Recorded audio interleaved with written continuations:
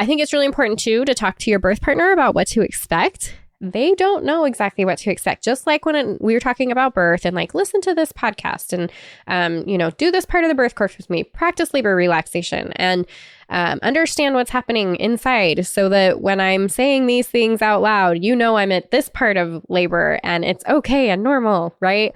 They don't understand what's going to be happening postpartum. And like, spoiler alert, neither do you, especially if it's that first baby.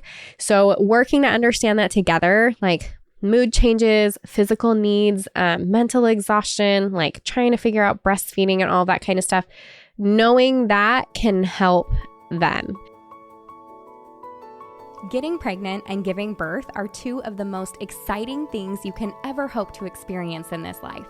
The moment you think you could be pregnant, you're frantically searching for all the best information, which is why you're here today. I'm Stephanie King, and with my many years of experience as a professional childbirth educator, doula, and lover of all things pregnancy, birth, and postpartum, I'm here to make preparing for your birth enjoyable, empowering, and totally easy. Each week, I'll cover different topics, interview professionals, and get into the nitty-gritty birth stories from mamas just like you.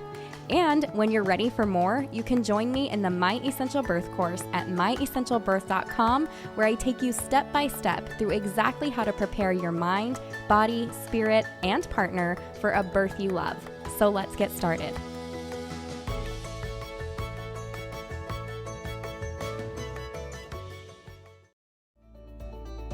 It's time. The My Essential Birth Postpartum course is here. Whether you're pregnant, just got baby home, or weeks and months into postpartum, this is the course for you. No more wondering what's normal for your body postpartum, if baby's eating or pooping enough, or how to get a good latch. You now have an all-in-one resource where you can click a topic and get the answer. Learn more at myessentialbirth.com/postpartum and add it onto the My Essential Birth course for even less when you bundle them at checkout. Already in the course? Check your student library and add the course for the same discount. I can't wait to support you on your postpartum journey.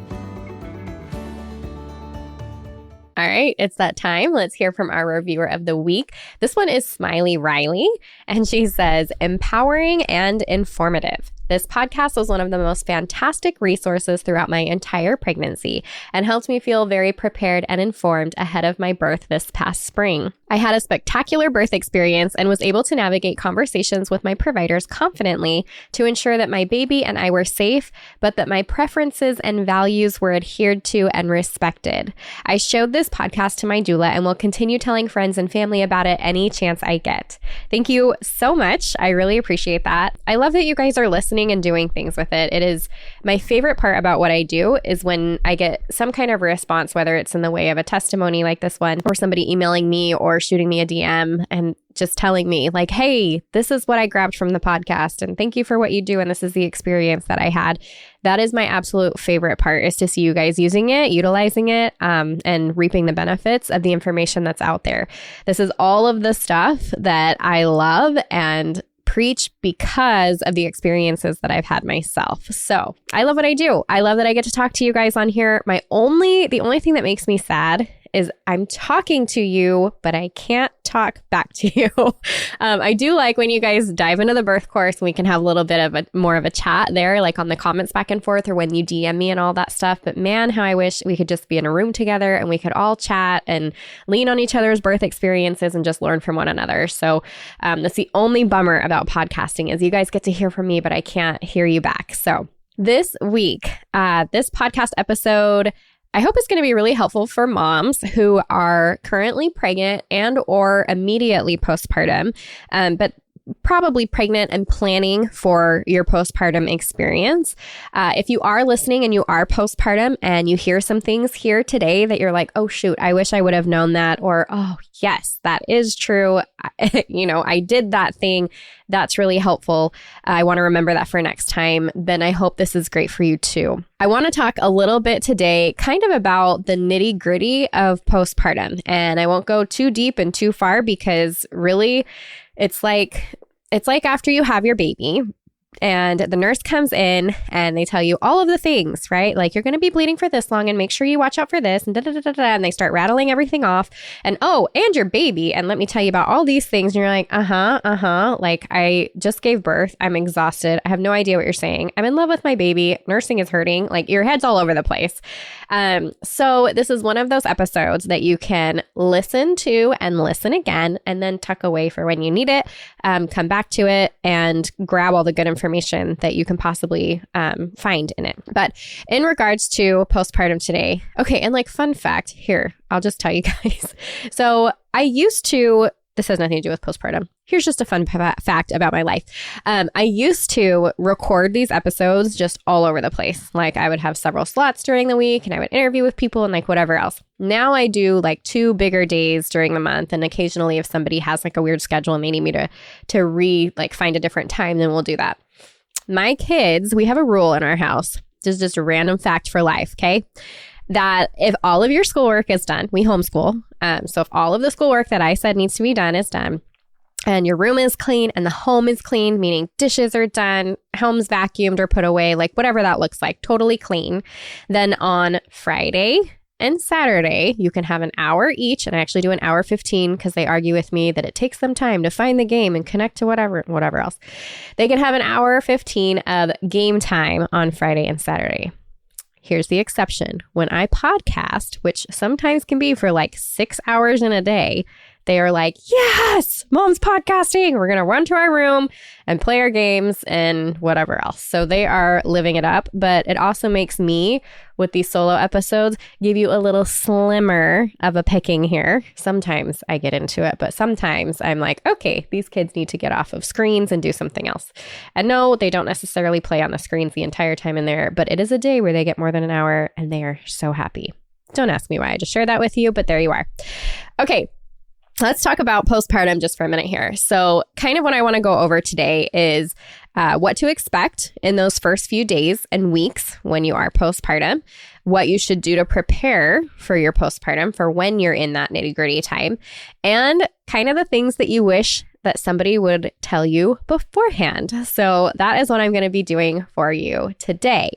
I think when we start this off, one of the things I want to talk about is what to expect once you're home. In your body with your new little baby, there are the immediate stuff that happens in the hospital and things. I'm pretty sure I've covered a lot on here. And if you're listening and you're new and you're like, wait, I need that information, I'm going to put a podcast or 2 down in the show notes that you can reference for like that immediate postpartum. Things that we discussed, like baby vaccines and immediate skin to skin and the delivery of the placenta, like all that kind of stuff. But I want to talk about like you being in your body, in your home, and what that looks like for you postpartum. So as far as moms go for the support that they get, particularly if you're in a hospital setting, the support that you get is going to be good. Somebody is checking your blood pressure. They're changing any pads for you. They're helping with breastfeeding potentially. They're making sure you get a shower and that you've eaten food. A day or 2 after that, when you're home, nobody does that unless you ask them to. So remember when you get home, and this is whether you've had a vaginal birth or a cesarean birth, you're going to have some bleeding. You have a wound basically the size of a dinner plate. And obviously, anyways, it like gets shrunk up on itself and whatever else. But if you were to spread that thing out, it's nice and big. And so that means that you're going to be bleeding.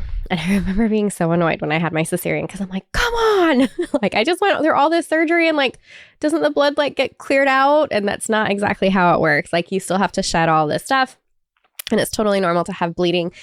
So it's just a reminder to have nice big maxi pads ready for you at home. I'm actually going to include with this episode a download to our postpartum workbook or postpartum guide. I don't want to say workbook. That makes it sound like a whole course workbook, but it's a guide and it's several pages of really detailed information on how to help you get set up for your postpartum and just things that you need for you and baby. And it's not just items. It's like keeping track of diapers and like how to set up your nursing station and that kind of stuff. So I'm going to include that as a download within this episode as well. So make sure to check the show notes today.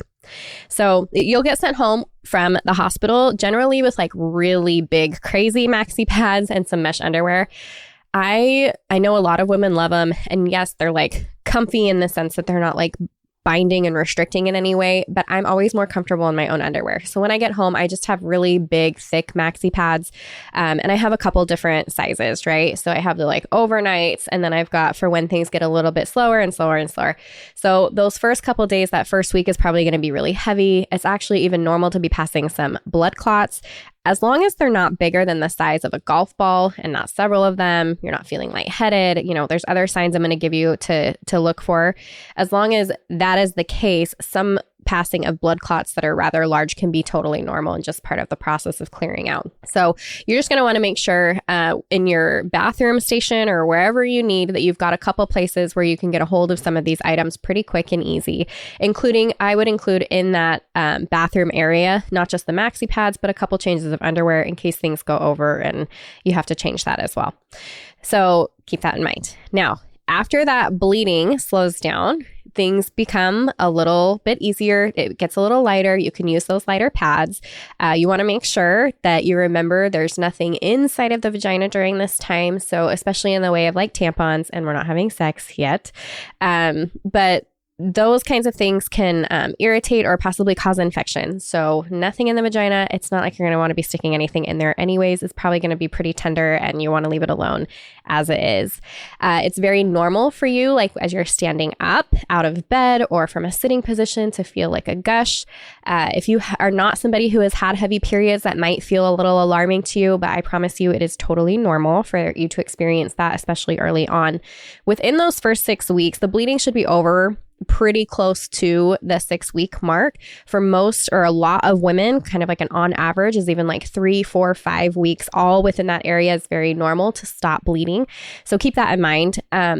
If you are noticing that the bleeding is getting lighter, maybe it's like almost done, and then all of a sudden it kind of comes back, that's really just an indicator to you to pay attention to the amount of activity that you are doing at the time. A lot of times we're good about like being restful for a while, and then the second we realize we are healing and we've got some energy, like I got to get out of this house, or I'm going to get up and vacuum my house or clean whatever, that just the like extra movement and stuff can cause a little bit more bleeding. So you get to gauge that. But if the bleeding does increase and it continues to increase, that's probably because you're doing a little bit too much. Now, if you hit that 6-week mark and bleeding has not stopped or slowed down, first of all, if that is the case, it's not stopping or slowing down at all, you might want to give your provider a call early on around the 4-week mark, depending on what's happening with you. If you are noticing large blood clots and heavy bleeding, even early on, that's like not slowing or stopping, those could be a sign of like maybe something's up, especially with any kind of pain, cramping, swelling, any fevers, anything like that.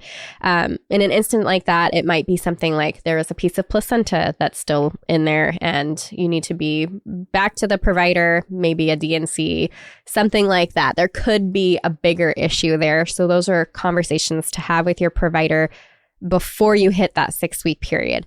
Here's the tricky part. Here in the United States, this is just the common way that we do things. Moms go to the hospital, they have their baby, and then they don't see their provider until the 6-week checkup. There is a ton of stuff that happens during that time. Bleeding is just one of it. You're also breastfeeding, you're recovering from whatever was going on. There's the emotional and mental load. There's a lot that's happening for mom, but there's not somebody checking in with you along the way. Unless if you are not in a hospital setting and you have an out-of-hospital midwife, they come and check on you pretty regularly and almost like within 24 hours after birth, and then a couple days, and then they call. And anyways, they've got a good gauge. If you have a doula, even if you are in a hospital, this is somebody that will see you pretty soon after you have your baby, within a couple of days or within a week.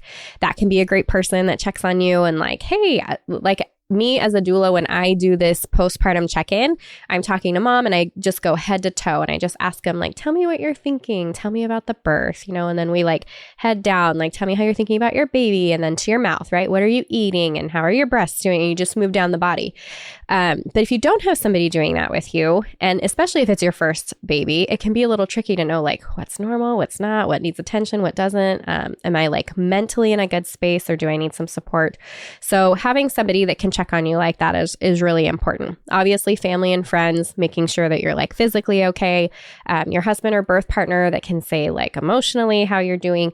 But outside sources tend to be a really great place to look because they're going to catch things that people that are really close to you may or may not. So also a postpartum doula, if you have somebody come in and help with any kind of stuff postpartum, that's another person that can like catch some stuff early on.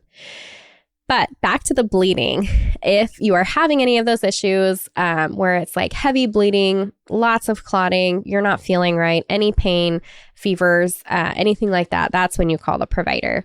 Making sure that when you change your pad, you're doing so regularly. And I will tell you this right now, because I did this all wrong with all 3 babies. Use the peri bottle. I know I've said this before, and it blows my mind that like I never caught on or like nobody told me 3 babies. But the peri bottle is so you can rinse your downstairs area and not have to wipe with toilet paper after you use the bathroom. That goes for number 1 and number 2. So you can just spray that down there, and I'll include a link for the peri bottle. They have them now that has like the little like curved, it's got like a curved plastic piece on it. So you can do it upside down instead of like trying to squirt and get it in the right place. Anyways, it can just be a little funky. This makes it a lot easier. If you are soaking more than a pad an hour, that's time to head to your care provider. If they're open and it's daytime, you can call, let them know what's going on and have them work with you over the phone. If it's not and it's a weekend or something like that, you would head to the ER. But again, you can call the ER and talk with the people there. Likely they're going to have you come in. Or if your provider has like an after hours number, you can call that before going in, unless it's like you can tell it's really urgent, you need to head out. But yes, your bleeding should get less and less heavy as the weeks pass and should fully stop by that 6-week mark. So if you notice that it hasn't or it's picked back up, go back to kind of what I had said before. Now, as far as bathroom trips go, this is something that I don't know. I don't remember being told if somebody did tell me, but I'm telling you right now, make sure that you go number 2 and let's make it comfortable. So some people will take stool softeners even during pregnancy. I know I did with my first because my prenatal vitamin made me all kinds of stopped up, which is just so fun. But I realized later that there are other things that we can do, right? Like, are you eating enough green leafy vegetables, getting enough fiber, that kind of stuff? And you can also add something called magnesium citrate. So if you're not looking to do a stool softener, but you're looking for like a, I don't want to say herbal remedy, but like a more natural remedy, then that's something that you can take along with that. But if it's like been 5 days and you haven't gone number 2, it's going to not feel great when you go to do it. So try to make sure that things are moving right away. I think after my first, I had like a bag of prunes that I was eating and stuff postpartum. I was just like, I do not want to have to push another thing out of that area because it is pretty sensitive. All right, now let's talk about moods. This is probably one of the things. Okay, so as we know it right now, postpartum depression or postpartum mood disorders get diagnosed very rarely. The percentage is low, and even with the percentage that it's at, they're saying that those are the women that are actually mentioning that something is wrong. So there's plenty of women, myself included, who did not feel comfortable talking to their provider about it. So I didn't dare mention things like postpartum depression, postpartum anxiety, any kind of mood disorder like that. I didn't feel like they were going to hear me right. And I kind of had that experience with my first during pregnancy when I was having kind of like darker thoughts and this like heavy weight of depression over me that I had never experienced before. And they were kind of like, well, are you going to hurt yourself? And, I'm like, no, well, there's not much we can do for you unless you want to be on an antidepressant. And I was like, okay, like, no, why are those the only options? So anyways, I want to talk to you a little bit about baby blues versus like postpartum depression or anxiety or some kind of mood disorder.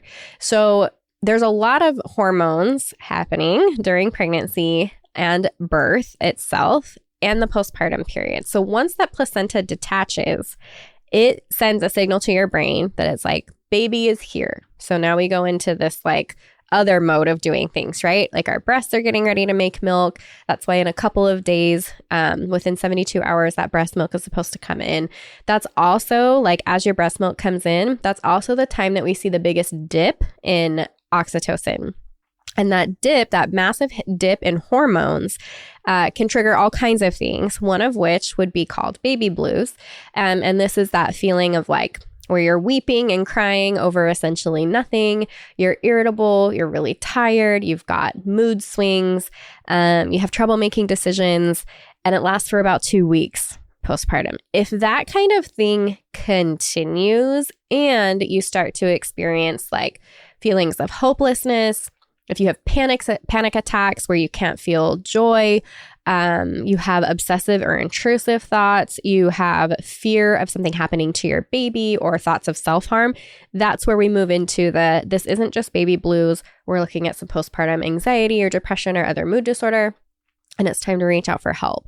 Now, the important thing, if you are listening to me here and you are pregnant, is that you have somebody that you can reach out to postpartum that is probably not just your OB or your provider. Maybe like a home birth midwife or out of hospital midwife. That person may have some pretty good resources. And it's not to say that your OB and midwife won't. In fact, that's a great conversation and question to ask them now.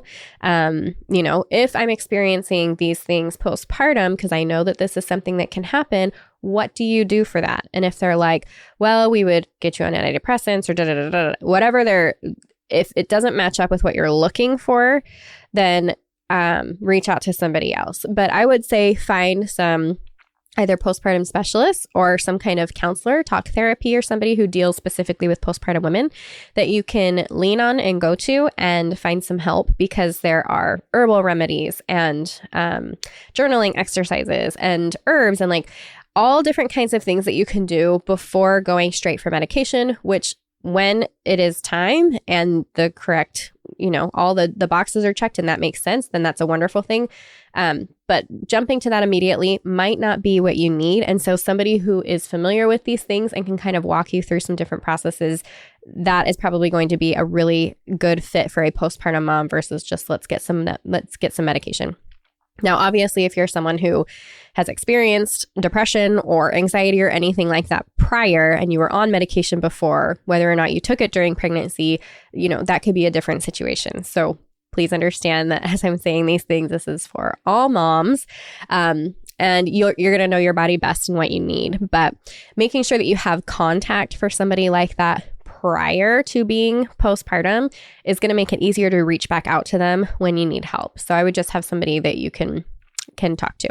Also, I want to say here that your ability to mother is not related to how you're feeling postpartum. So just because you're feeling all those things does not make you a bad mother, does not mean you're going to be a bad mother. And the fact that you are thinking about these things and concerned about, how it's affecting you as a mom and as a person means that you have a desire to do something about it. And that is a positive thing. So keep in mind, it does not make you any less of a mother. Now, some other things that you can expect postpartum, and maybe you've actually experienced this during pregnancy, one of which is leaky boobs. That can be really fun. Some of you might be leaking colostrum right now as we speak, and others won't have any of that, but it's pretty common postpartum, especially first-time moms, because those breasts are trying to figure out, like, how much do I have to hold here? I haven't done this before. It goes through this whole trying to figure things out phase, and leaking is often a part of the process. If you don't have leaky boobs, that can be normal for you, and that's okay too. It doesn't mean anything is wrong. It's just a very common thing that we see, and so there's some recommendations there. Things that you can do for leaky boobs include like having a pad, some kind of pad that's in there. They have disposable ones.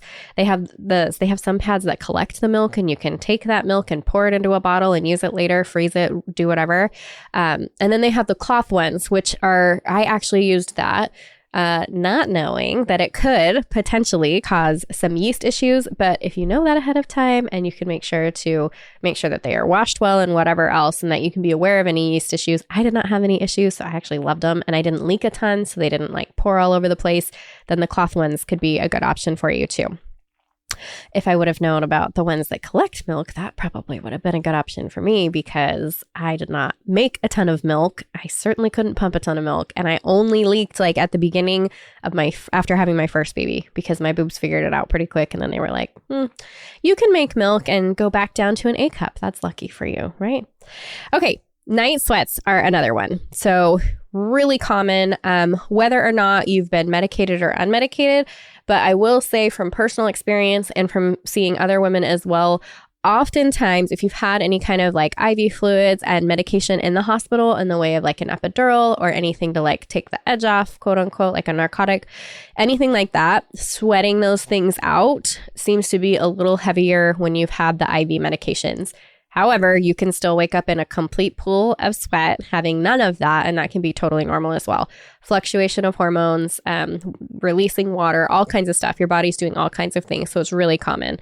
Just be prepared to change your sheets once or twice, so it wouldn't hurt to grab like a quick, cheaper set of sheets just to have it if you only have like the one or two. Being hungry all the time is another one. I remember when I first had my baby and I was like first breastfeeding, especially when I went to nurse, I was like, oh my gosh, I'm parched as heck. I'm hungry all the time. Or you might not be hungry at all. Like it's a fluctuation for you, right? But being hungry a lot, especially when you're nursing, being thirsty a lot is like really common. And that can go along with the hormones and all of that stuff, you know, like you're losing all the water and you're losing weight and just everything that's happening with your body. You're just trying to like regulate. So that's pretty common. With all of that in mind, how can you prepare? First thing I want you to do is I want you to download that workbook that I'm going to include, or that guide that I'll include within this episode. Next, I want you to think about all the preparation that we do in preparing for birth. The other thing that I will tell you right now, so if you don't know, we now have a My Essential Birth postpartum course. It's going to take you everywhere from the decisions that you make right before birth and like immediately postpartum all the way through to about a year of your baby. And it doesn't cover every single thing in a year, but it will cover those big things like milestones and breastfeeding and what to expect from your baby and your body during that time. So here's the thing. For women who have taken the birth course, this was kind of the number one comment that I hear back. Like, I am totally prepared for birth. It is everything that I could ever want. I was so excited. And then I got to the postpartum and it was like, we've got breastfeeding and sleeping schedules and what should I be eating and how often should my baby be nursing, or if I'm formula feeding, what nipples do I use, and all this kinds of stuff. So we do all this preparation for birth, and then it's easy to forget about the postpartum, but then once you're in it, once birth is over, you're immediately in it. So if any of this is something that you would like more information about, or you're interested in getting a little bit more knowledgeable about any of these topics prior to having your baby, or to just have it on hand for postpartum, myessentialbirth.com, and click on at the top, it says new postpartum course. At least that's how it is right now. Who knows? I might be redoing the website, but for now, that's where it is. Or you can go to myessentialbirth.com/postpartum. If you're listening and you haven't purchased the birth course, but you're interested in grabbing the birth course, you can bundle the two at checkout, and there's like a great discount if you do that. So just go to myessentialbirth.com, click the get started button, read through all of that. And during checkout, you can add on the postpartum course. But let's talk about some of the ways that you can prepare, things that you can do now and today, just from listening to this podcast episode without having to purchase anything. First of all, it's really easy. I think we do like baby showers and all this stuff, right? So like the physical part of things is really easy for some of us to prepare for, right? We've got a lot of help. People can give us meals postpartum and get stuff for the baby. We've got outfits and toys and all of that fun kind of stuff. It's really easy for mom to get overlooked though. And it's okay. Nobody's doing it on purpose. We don't mean anything mean by that. But it is something that we need to be aware of, because it's easy for us to forget ourselves too. Because as soon as baby's here, it is all about them, and happily about them. And we can kind of forget our needs during that time. So if you're struggling, even right now, to try and figure that out, keep listening, because this is where I want you to be with me in that preparation for postpartum. So one of the things we talk about in the course, and something that I've mentioned here today, and something that'll be mentioned within that guide that you can download today, is stations. So I talked about diaper station. Actually, I talked about just mommy station, right? Like the bathroom station where you've got your pads. Maybe you've got any kind of like postpartum like spray, that like a perineal spray that you're using downstairs, your peri bottle, extra underwear, like any of that stuff's going to be like in your bathroom. But there's also diaper stations and nursing stations. So those are really great in setting up kind of a stress-free environment And it gives you opportunities to just have what you need wherever you end up. So like for a diaper station, it's not just where you're changing your baby. It's like wherever you end up with your baby, right? And it has diapers and wipes and ointment and cream and whatever else that baby is going to need in the way of changing a diaper. And then you've got your nursing stations. So that could be like your breast pads and lanolin or whatever you use for your nipples, any kind of nipple cream. It could have a phone charger, snacks and food, just anything that's going to keep you comfortable during that time. Books, whatever you can think of. And the best part about it is you can do these like cute little rolling carts. It can be a little basket. Like it's whatever you want it to be. It can be so simple and so cheap, but then everything is just in one spot. So you don't have to think about it. And it might take you a time or two to be like, oh, shoot, I wish I had this here. I wish I had that here, especially first time moms, right? But you'll get that the first couple times and then you can just pack it right in. In case you're wondering what any of those things might be, though, it's in the guide. So go ahead and take a look there. I think once you get to thinking about like where are the places where I'm going to be nursing my baby, holding my baby, feeding, any of that stuff, that's just, you just kind of plop stuff wherever. So you've got it everywhere that you need it to be. But some examples might be like diapers and wipes, burp cloths, changes of clothes for baby. That might not be something you're thinking about, but definitely with the diaper station, blowouts are a very real thing. Have a change of clothes there. Nipple pads, nipple balm, snacks. We talked about that. Water, cold water preferably would be like awesome. I'm like, in my later years, a mini fridge next to my bed would be delightful. Like that sounds amazing. Water bottles, reusable tumbler, anything else that you think you need. Like I said, chargers and books and all that kind of stuff. And then things that you can put in that bathroom one. I glanced on this for a moment, but peri bottle, pads and adult diapers, that numbing spray, any hemorrhoid cream or medicated pads, and then changes of underwear would be an extra thing that you can put in there. I think it's really important too to talk to your birth partner about what to expect. They don't know exactly what to expect. Just like when we were talking about birth and like, listen to this podcast and, do this part of the birth course with me, practice labor relaxation and understand what's happening inside so that when I'm saying these things out loud, I'm at this part of labor and it's okay and normal, right? They don't understand what's going to be happening postpartum. And like, spoiler alert, neither do you, especially if it's that first baby. So working to understand that together, like mood changes, physical needs, mental exhaustion, like trying to figure out breastfeeding and all that kind of stuff, knowing that can help them. So, and it's going to give them, especially, I feel like men are so good at when they know what to do, doing it well. And really being protectors of our space. Like men are naturally protectors. They're naturally fixers. And so if we give them those things to do, they feel accomplished. We feel provided for. It's a really great balance. So talking about how your relationship can change, talking about what your needs are while you're recovering. That can be in the way of like cooking and cleaning and dealing with visitors. And it doesn't mean it all needs to fall on them. It's just that these things are going to have to happen postpartum. And so how can you guys work together to make sure that either you have the help that you need or that he has a list of stuff that he can do, right? Also, if you have the opportunity to meal prep and stock your freezers, that can be a great thing too. And it gives you something to do together. But having like extra meals, and I mean, in the event that like, yes, people are offering to bring food, but like you don't want to see anybody, like you just like it to be quiet in your home and you need to eat. Like those are wonderful, wonderful things to do. Also, doing them prior gives you opportunity to make sure that they're like really healthy and good, nourishing meals for when you are postpartum, which it's great if somebody wants to drop by a pizza and that might be exactly what sounds good to you. And it might just lift your spirits and your body. It could be wonderful all around.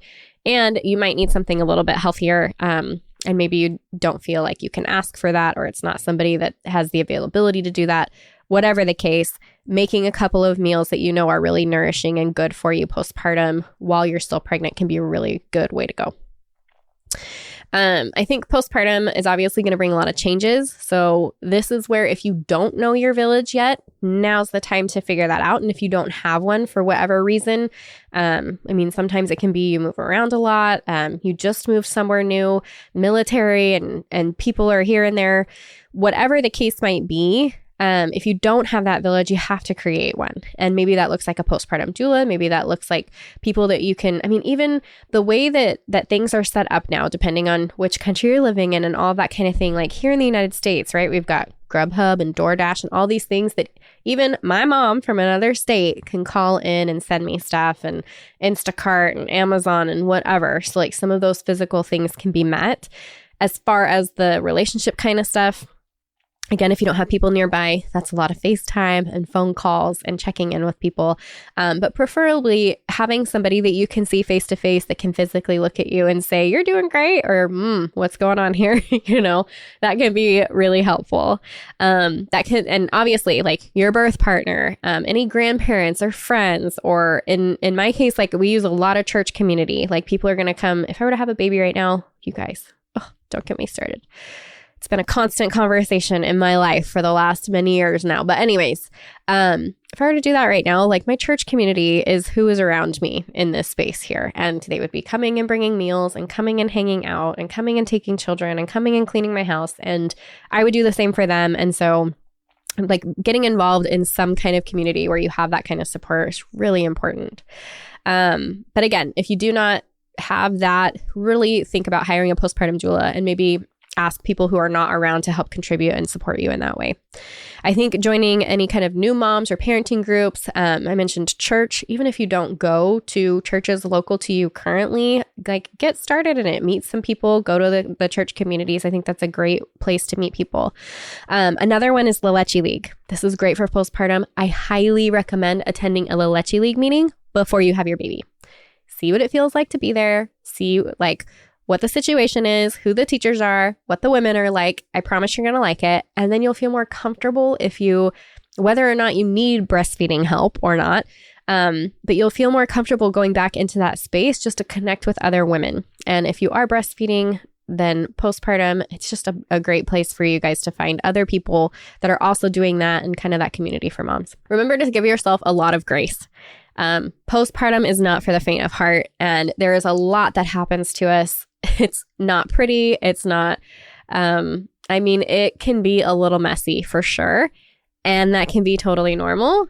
And it's just really important for us to trust the process here.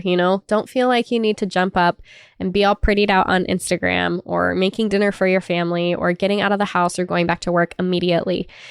All of those things have their time and place, but it's okay to be in your pajamas the majority of the day with a nightstand full of snack wrappers and everything else that you've eaten. Like, it's okay. It's okay to just be for a moment. So there's your permission to just be postpartum, enjoy your baby. Don't stress about the other things. And as much as you can, lean on that village. If you can create that village before you are postpartum, you will have a leg up for sure. So it's just like I tell you guys, interview pediatricians before you have your baby, interview your providers while you're pregnant and all of that kind of stuff. Preparing those things in advance is going to give you so much more confidence in what you are doing, and it'll help you be so much more calm. So that was kind of here's the nitty gritty of postpartum to get you started.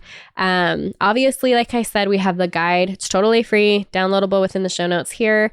And if you are interested at all in the postpartum course, go check it out. It is myessentialbirth.com/postpartum, and it'll tell you everything that is involved from those first couple days all the way through like exercising and nutrition and breastfeeding and how to feed yourself and take care of yourself, what's normal for your baby, all the good stuff. It's all there. If you have questions, it's probably been answered there because we reached out to a ton of you and made sure that we got everything that you wanted within that course. So with that, I hope you have an incredible postpartum, and I will see you next week.